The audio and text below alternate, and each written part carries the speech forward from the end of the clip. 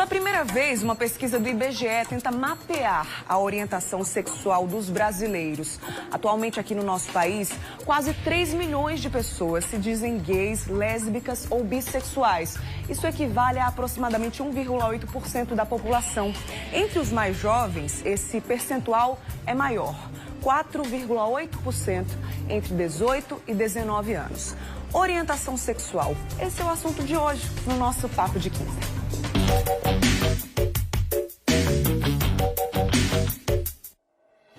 Hoje o nosso trio está um pouquinho diferente. Temos uma novidade aqui para você. No nosso estúdio eu recebo o sexólogo André Memória e hoje nós contamos com a participação do psicólogo Jonas Santos. Seja bem-vindo, Jonas. Obrigada pela participação. Muito agradecido pelo convite. A gente que agradece, André. Bom dia. Bom dia, Bruno. Bom dia, Jonas. Vocês já estavam aí conversando, batendo um papinho.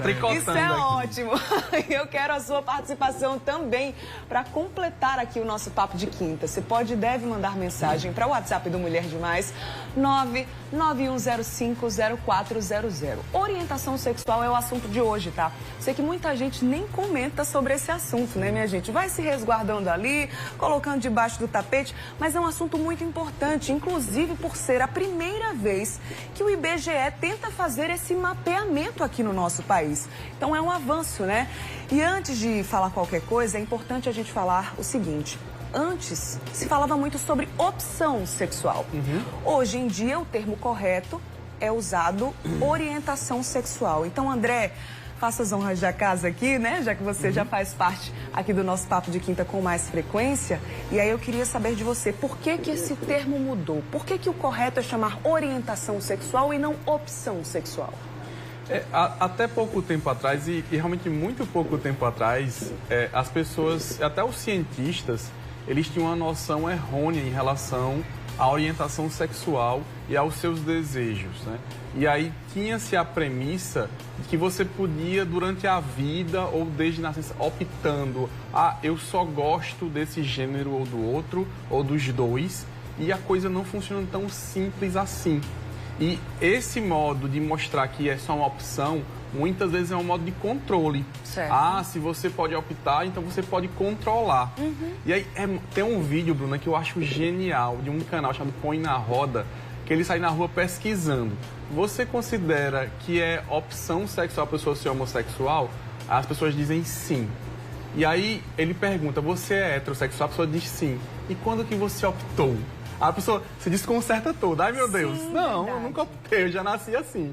E aí tem essa discussão sendo criada nesse vídeo que eu acho maravilhoso. Quem quiser depois, fala comigo no Instagram que eu mando o vídeo. Mas é isso.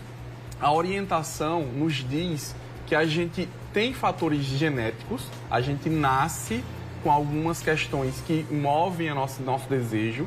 Existem fatores sociais também, mas não é simples como uma opção. Não é como escolher uma pizza de pepperoni ou uma pizza de mussarela. Sim. Não é tão simples assim. Então a orientação nos diz que a sexualidade é uma série de fatores biológicos e sociais que durante a vida vai se desenvolver. E nunca é simples como duas opções A e B. Exatamente, né? Uma dúvida muito frequente das pessoas, inclusive sobre isso que André já introduziu pra gente, Jonas, é se essa orientação sexual ela pode ir mudando ao longo da vida. Digamos que na adolescência é de uma forma, na fase adulta é outra. Isso pode acontecer? Pode sim. André tocou num ponto bem importante. Na psicologia, a gente diz que a nossa sexualidade ela é transitória, né? As questões sociais, elas vão te trazendo experiências, vai te trazendo vivências, vai te trazendo novos experimentos e com isso você pode despertar esse não vou dizer curiosidade, que não é uma curiosidade, mas fazer uma experiência de uma nova realidade para si, né? Quando eu falo que a nossa sexualidade ela é transitória, você tem uma identificação com o teu desejo sexual, inicialmente seja hétero, bi, o que for, mas nesse longo do tempo, dependendo da sua cultura, da sua religião, isso pode vir à tona esse desejo por experimentar, fazer outras experiências, né? E que não há nada de errado nisso, inclusive, né? Mas a gente pode transitar, sim, em outras questões sexuais, como, de repente, hoje eu me denomino homossexual, mas nada impede que futuramente eu sinta o desejo ou me desperte algo. A gente não sabe se isso pode acontecer ou não, mas a minha orientação, eu hoje sou um homossexual. Mas isso não está tolhido ou impedido de vir a acontecer, não. A sexualidade ela é transitória, mas vai depender desses outros fatores sociais, religiosos, cultural. Tudo isso envolve bastante. Certamente, né?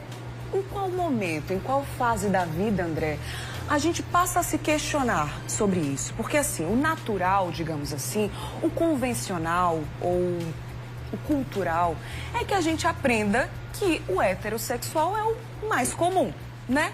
Mas, assim, em que momento a gente começa a perceber que existem outras orientações sexuais e a gente passa a se questionar também, para entender, de fato, qual é a nossa orientação sexual? Ao longo da vida da criança, né, ela vai vendo pai, mãe, adultos variados e se identificando com algumas roupas ou modos de ser, ou profissões, ou jeitos. Isso já pode ser um indicativo, né? Mas aí vem a puberdade, né? Vem a adolescência. Sim. E aí os hormônios começam a nos jogar informações no corpo e aí, logicamente, as interações sociais na escola começam a nos fazer questionar quais são os meus desejos, né? Por quais corpos, quais pessoas eu vou orientar os meus desejos e minhas fantasias. E aí sim você vai começando a realmente se posicionar no mundo de uma forma homo, bi ou hétero, certo? E aí, como o Jonas falou muito bem, é bom deixar isso muito claro. Não existe, o ser humano é um robô, que a gente aperta um botão e diz, esse é homo pro resto da vida, esse é bi pro resto da vida. Nós somos transitórios mesmo. E é possível você se posicionar como hétero e aí depois, com 25 anos, você teve uma atração pelo sexo, o mesmo gênero. E aí você pode ser bi sim, por que não? Existe uma teoria que coloca a sua orientação sexual, a nossa, como se fosse uma régua e você pode transitar ali nessa régua, né? Não é uma coisa fixa e é bom deixar isso muito claro. A gente pode mudar sim, mesmo tendo uma crença até pouco tempo atrás que era, nasceu assim, vai permanecer assim, mas isso não acontece e a gente pode ver cada vez mais que nós somos fluidos e tá tudo bem, desde que seja saudável para você. Certamente. Essa pesquisa é muito interessante, né? Fazer esse mapeamento da orientação sexual dos brasileiros, especialmente quando se fala de saúde mental também, não é, Jonas? Como é que você avalia pessoas homossexuais, bissexuais, as lésbicas, elas têm riscos maiores, digamos assim, de enfrentar dificuldades na saúde mental, por exemplo? Bruna, é bem legal a tua pergunta e eu penso, eu vou falar assim bem brevemente sobre esse guarda-chuva enorme que a gente tem, né? Não sendo prolixo, mas quando a gente fala sobre a sexualidade ou a homossexualidade, a gente já pensa logo de cara, né, André? Só existe o bi, o homo e a lésbica. Não, a gente tem aí essas letras que tentam abarcar tudo isso. Eu tô falando só pra gente não deixar de desconsiderar as pessoas trans, os binários, os não binários, né? Que tem um enfrentamento ainda muito maior. Eu, por exemplo, por ser um homossexual cis, né? Porque eu me identifico com o meu corpo, que a minha biologia genética me deu, chega a ser um pouco mais fácil do que essas pessoas. Como, por exemplo, eu tenho amigos trans, não binários. Nossa, o que é isso? Parece ser um grande tabu, né? É um assunto realmente muito complexo a se compreender ainda. A sociedade está caminhando a passos curtos, mas a gente está caminhando. E o importante é que essas pessoas tenham visibilidade, né? Como, por exemplo, você falou a questão da saúde mental. Eu tenho uma amiga que ela é uma trans não binária, inteligentíssima, doutoranda na UFPB, e infelizmente ela se identifica, né? Ela tem o gênero feminino e ela foi no shopping e simplesmente colocaram ela para fora do banheiro. Nossa, gente. E hoje a lei ela nos dá esse direito. Quando alguém fala assim, você gosta de ser gay, você optou em ser gay, porque a gente falou sobre isso, né? Você acha mesmo, Bruna, os espectadores em casa, o quão difícil é, dependendo da religião que você nasceu, que eu estava comentando com o Bruno, nós somos, o brasileiro, 216 milhões de habitantes, quase 90% da nossa sociedade ela está dividida em cristã católica e cristã evangélica. Sim. Eu, por exemplo, eu nasci em berço cristão e você imagina o quão confuso não foi para minha cabeça. Eu tive uma ideologia e uma crença de que aquilo não era correto, entendo a doutrina cristã e também não questiono isso, eu só não me vi encaixado naqueles padrões, certo? Mas isso gera muitos conflitos sobre sua sexualidade, sobre se tocar, sobre olhar para o seu corpo.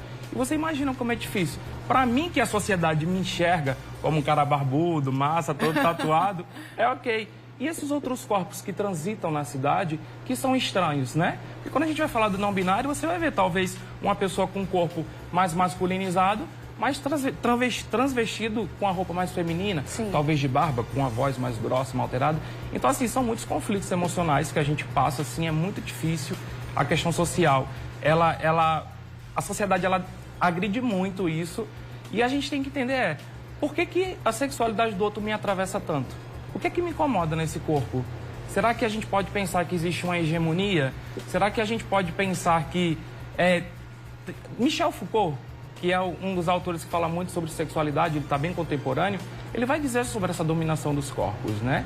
Então, assim, é legal a gente tentar compreender o outro. O que é que me incomoda? Se está te incomodando porque tem alguma coisa que está fora do eixo, né? Então, assim, eu sugiro pensar bem, refletir sobre suas questões e a gente não tentar passar por cima do outro. Quando eu passo por cima das suas questões, eu estou minimizando, eu estou deixando de militar sobre a minha também, né? Exatamente. É mais ou menos Muitas reflexões nessa temática que é tão importante, né?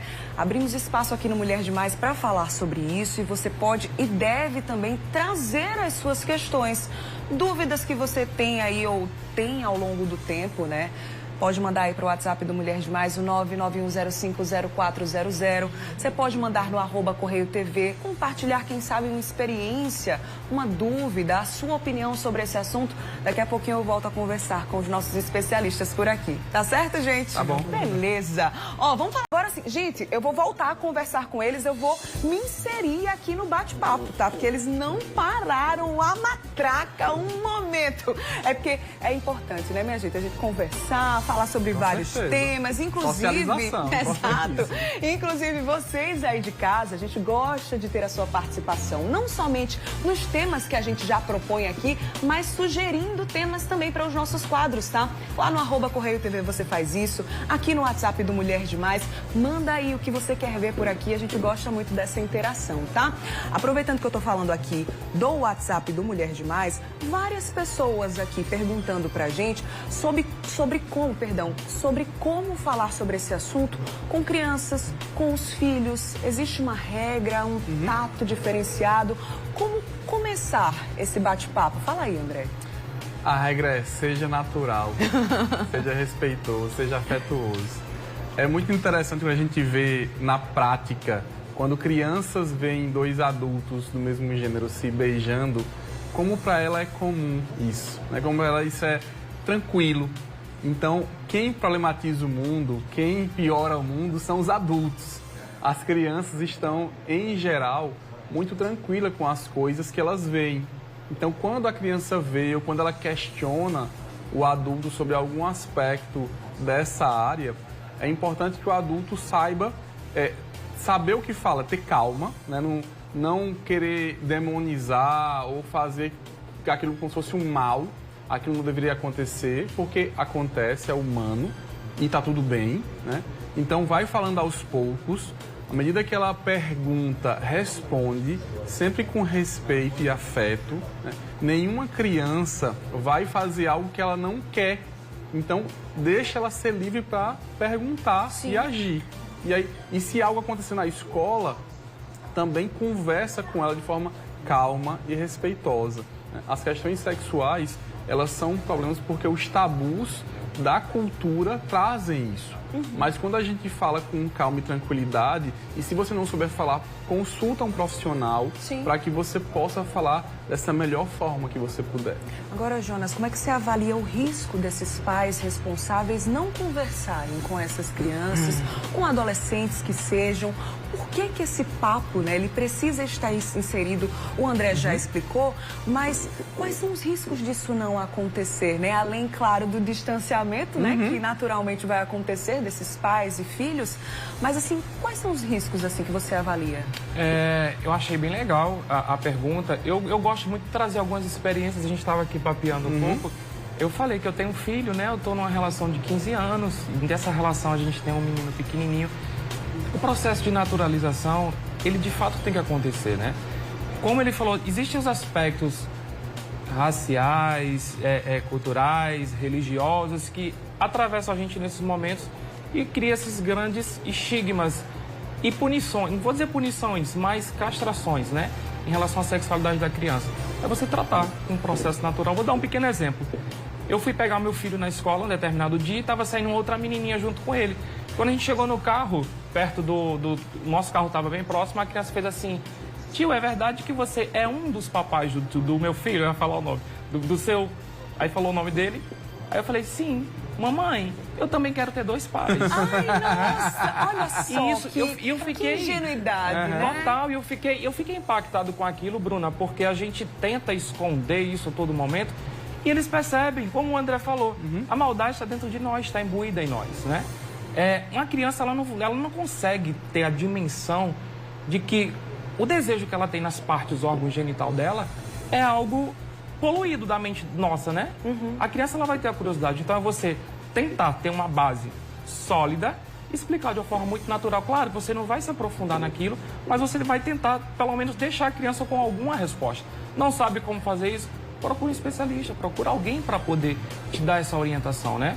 E eu acho que é basicamente isso. Eu acho que eu consegui responder. Claro, com certeza. E tem muitas pessoas aqui, como a Lia Lourenço. Pode falar, a gente adora. A Lia Lourenço e muitas outras pessoas aqui no WhatsApp, porque a gente pede perguntas, mas também pede opinião, que compartilhem experiência. E a Lia disse assim: ó, o papo está maravilhoso. Sempre quis saber mais sobre orientação sexual, diversidade sexual. É a mesma coisa, André? Orientação sexual, diversidade sexual. Acredito que essa seja, inclusive, uma das perguntas dela aqui. Eu gostaria de saber sobre diversidade sexual e disse que o papo está maravilhoso. É a mesma coisa, orientação, diversidade? Quando a gente fala de orientação, é sempre deixar claro o que a academia, o que a universidade, os livros falam e o que a gente fala no popular também. Na orientação, a gente fala geralmente sobre ser homo, hétero e bi. E na diversidade, são todas as outras letrinhas, né? Do LGBTQIA+, P, e já tem outras o P já entrou. O P já entrou, né? E aí vão ter outras daqui a pouco. E tem o HSH. HSH agora que ainda não é falado, né? E é por isso também, desculpa te interromper ainda, André. É por isso também que a gente precisa buscar esse conhecimento. Com certeza, com certeza. Porque a partir de que a gente vai conhecendo mais, essas letras vão surgindo mesmo. Exato. Antes, lá atrás, era GLS. GLS é a primeira sigla. Lá atrás. E depois isso foi se ampliando, porque o conhecimento também vai ampliando, né? Então é por isso que a gente traz esse assunto para cá também, porque o conhecimento, a informação é a nossa principal ferramenta. Não tem outra saída, né, André? A diversidade, você estava falando. Com certeza, assim... Quando, há mais ou menos 10, 20 anos atrás, um homem poderia estar num programa dizendo que é pai, que tem um companheiro, um filho, isso é uma potência, né? Isso é uma mudança de vida para a sociedade como um todo. Então, é diverso, Jonas, estar aqui, né? Então, que bom. A diversidade são essas pessoas, por exemplo... Quando a gente vê uma mulher que se identifica como mulher, mas que nasceu com o gênero masculino, mas ela quer se trajar de uma forma que é dita masculina, né? Uma mulher trans, mas não binária. Então, essas diversidades, ou seja, a quantidade de pessoas e as mudanças que elas têm como modo de se mostrar no mundo, isso é a diversidade, seja no gênero, seja no modo como ela se atrai ou se sente desejada ou é desejada por outras pessoas, ou no modo como ela se apresenta no mundo, né? Eu posso, como ele falou, eu posso ter uma barba, eu posso ter um cabelo bem curto, mas ter um vestido também. Isso não quer dizer que eu sou hétero, homo ou bi, isso não quer dizer que eu sou homem ou mulher. A diversidade é mostrar que o ser humano pode ser tudo o que ele quiser. Tem impacto social, isso claro que tem. A gente vai vencendo esses impactos quando a gente pensa que essa diversidade é natural e tá tudo bem. Exatamente. Gente, obrigada pela participação de vocês. Jonas, deixa eu apertar aqui sua mão. Amei, viu, sua participação. Eu já convidei ele para ir para um churrasco lá em casa, você vai também. Eba, tudo certo, André, mais uma vez. Obrigada, viu? Até a próxima. Obrigado. Adorei. Bom feriado agora para vocês, também. Viu? Aproveitem. Bom demais, minha gente, falar sobre vários temas e como eu falei, né? Conhecimento é uma ferramenta importante. A gente precisa buscar, tá? Não espera não. Busca esse conhecimento também. Importante demais.